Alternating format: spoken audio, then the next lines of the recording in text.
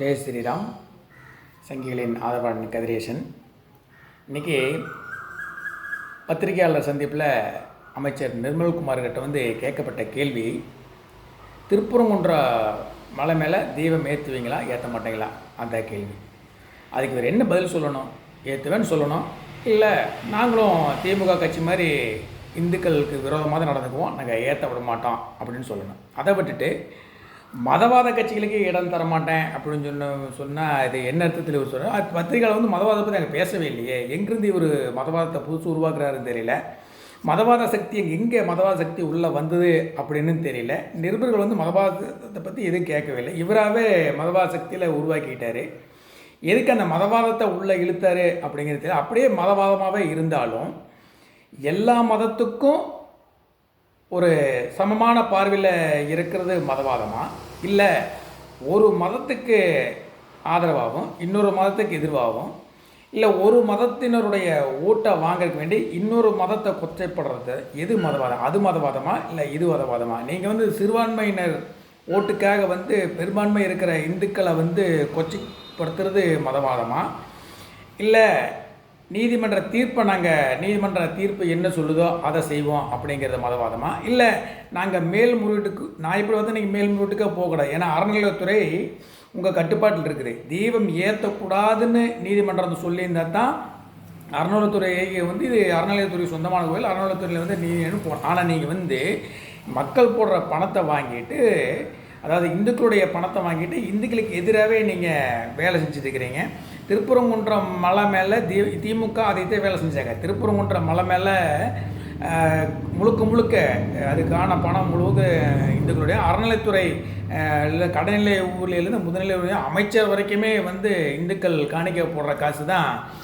ஆனால் அந்த காசை வச்சுட்டு அறநிலைத்துறை காசை வச்சு அறநிலைத்துறைக்கு எதிராகவே, அதாவது இந்துக்கள் பணத்தை வச்சு இந்துக்களுக்கு எதிராகவே நீங்கள் வேலை செஞ்சிட்ருக்கீங்க. அந்த வேலையை தான் நீங்கள் தொடர்ந்து செய்ய போகிறேன் அப்படின்னு சொல்கிறீங்க. ஒன்று நீங்கள் நல்லா ஞாபகம் வச்சுக்கோங்க, இந்துக்களுக்கு எதிரான ஒரு நடவடிக்கை, இந்து விரோத கொள்கையை கையில் எடுத்த காரணத்தினால தான் இன்றைக்கி திராவிட முன்னேற்ற கழகத்தினுடைய தலைவர் எதிர்கட்சியாக கூட சட்டமன்றத்துக்குள்ளே போகாமல் வீட்டில் உட்காண்டிருக்கிறாரு அப்படிங்கிறத நீங்கள் நல்லா தெரிஞ்சுக்கங்க. ரெண்டாவது நிருபர் கேட்குற கேள்விக்கு மட்டும் நீங்கள் பதில் சொல்லுங்கள். அதாவது மலை மேலே தீபம் ஏற்றப்படுமா படாதா? ஒன்று ஏற்றுவேன்னு சொல்லுங்கள், நீதிமன்றம் வழிகாட்டிக்குது அதை முறைப்படுத்தி ஏற்றுவோன்னு சொல்லுங்கள். இல்லை நாங்கள் மறுபடியும் திமுக ஆட்சி மாதிரியே அது நாங்கள் ஏற்றப்பட மாட்டோம், கலவரம் பண்ணுவோம், பிரச்சனை பண்ணுவோம், மதவாதத்தை தூண்டுவோம் அப்படின்னு சொல்லுங்கள். அதை ஒரு போட்டு அங்கே மதவாதத்தை எங்கள் மதவாத சக்திகளுக்கு இடம் கொடுக்க மாட்டோம். எந்த மதவாத சக்தி அங்கே உள்ளே வந்தது? அங்கே போராடினவங்க எல்லாமே இந்துக்கள் தான். இந்துக்கள் பார்த்தா உங்களுக்கு மதவாதி மாதிரி இந்துக்கள், அதாவது கோயிலுக்கு போகிறவங்க எல்லாத்தையுமே பார்த்தா உங்களுக்கு மதவாதி மாதிரி தெரியும் இல்லையா? சர்ச்சுக்கு மதுசூதிக்கு போகிறவங்களாம் மதச்சார்பற்றவர்கள். இந்து கோயிலுக்கு போனாவோ இந்து கோயிலுடைய, அதாவது இந்துக்களுடைய உரிமையை கேட்டோம்னாவோ அவங்க உங்களுக்கெல்லாம் மதவாதி ஆயிடுவாங்களா?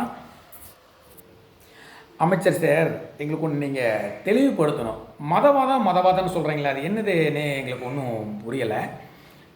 மதச்சார்பற்ற அரசுன்னு சொல்கிறீங்க, அதுக்கும் எங்களுக்கு அர்த்தம் புரியல. மதவாதம் சொல்கிறீங்க, அதுக்கும் எங்களுக்கு அர்த்தம் புரியலைங்க.